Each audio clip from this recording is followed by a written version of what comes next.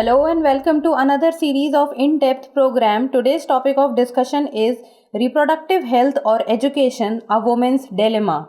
So let's discuss the point of discussion.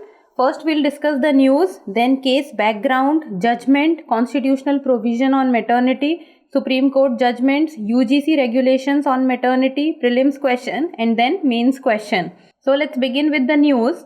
A single judge bench of Delhi High Court in recent judgment provided relief to the university student who was denied maternity relief. Delhi High Court held that citizens cannot be forced to choose between their right to education and their right to reproductive autonomy.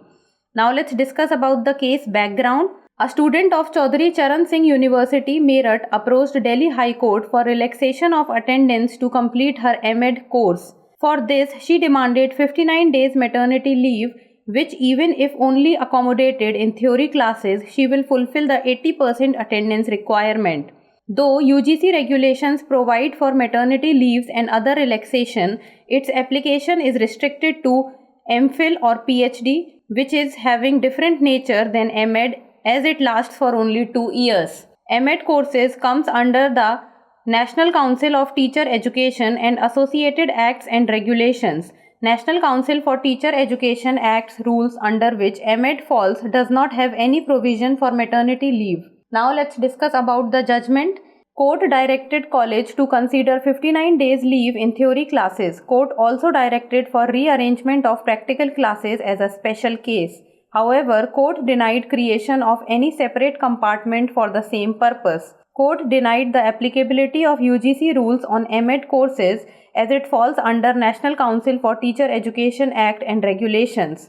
Court said that citizen cannot be forced to choose between the right to education and right to reproductive autonomy. Court highlighted the dichotomy in the society with men able to pursue higher education along with parenthood while women require pre- and post-delivery care not by choice but by nature's will. Court mentioned the need of disassociation from patriarchal norms in our society that have been a hurdle for egalitarian society. Now let's talk about the constitutional provisions. Article 42 of the Constitution provides that state shall make provision for securing just and humane condition at work and for maternity relief. Maternity relief is included in entry 26 of concurrent list which deals with legal, medical and other professionals.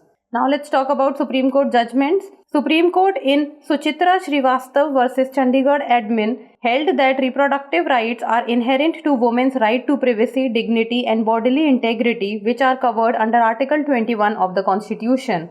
Court also held that there must be no restriction whatsoever on women's reproductive choices. Further, reproductive rights include women's right to carry reproduction, to carry pregnancy to full term, to give birth and to raise children. Supreme Court in K.S. Puttaswamy versus Union of India 2016 held that life within meaning of Article 21 comprehends one's being in fullest sense.